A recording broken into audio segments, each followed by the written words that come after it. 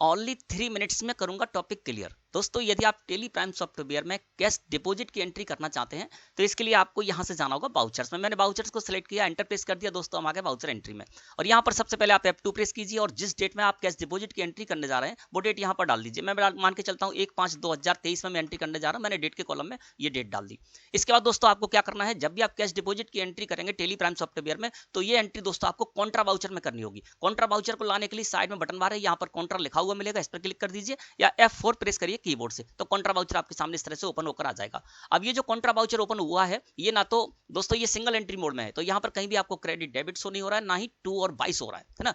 यदि आप इसको डबल एंट्री मोड में करना चाहते हैं तो आप क्या कीजिए, साइड में बटन बार है, यहाँ पर चेंज मोड का एक बटन होगा, उस पर कर दीजिए क्लिक। जैसे क्लिक करेंगे तो यहाँ पर आपको 2 ऑप्शन मिलेंगे, डबल एंट्री और सिंगल एंट्री। डबल एंट्री को सिलेक्ट करके एंटर प्रेस कर दीजिए तो ये डबल एंट्री मोड में ओपन होकर आ गया, यानी क्रेडिट और डेबिट मोड में ओपन होकर आ गया। यदि आप इसको 2Y में करना चाहते हैं तो यहीं से F12 प्रेस करिए कीबोर्ड से, कॉन्फ़िगरेशन में आ जाएंगे और कॉन्फ़िगरेशन में आने के बाद यहाँ पर सबसे पहला आपको ऑप्शन मिलेगा use CRDR instead of 2Y during voucher entry, इसको नो कर दीजिए। और नो करने के बाद आप इसको कंट्रोल के साथ A प्रेस करके जब इसको एक्सेप्ट कर लेंगे तो देखिए ये जो आपका बाउचर है ये 2 और Y में भी आ जाएगा। लेकिन मैं यहाँ पर इसको सिंगल एंट्री मोड में ही करूंगा, तो चेंज मोड वाले बटन पर मैं क्लिक कर दूंगा और यहाँ पर लूंगा मैं सिंगल एंट्री। सिंगल एंट्री को सिलेक्ट करके एंटर प्रेस किया दोस्तों, कॉन्ट्रा बाउचर हमारे सामने सिंगल एंट्री मोड में आ गया। यहाँ पर जब आप सिंगल एंट्री मोड में कॉन्ट्रा बाउचर में एंट्री करेंगे तो यहाँ पर आप कंफ्यूज नहीं होंगे और 100% आपका कार्य जो है वो सही होगा। अब आपको क्या करना है दोस्तों, कैश डिपॉजिट की एंट्री करना है। कैश डिपॉजिट का मतलब ये है कि हमारे फर्म में कैश है और हमारी फर्म में जो कैश है तो हमारी फर्म का जो कैश है वो हम हमारी फर्म के बैंक अकाउंट में ले जाकर डिपॉजिट करते हैं, जमा करते हैं, इसको बोलते हैं दोस्तों कैश डिपॉजिट। और इसकी एंट्री हम कॉन्ट्रा बाउचर में करने जा रहे हैं।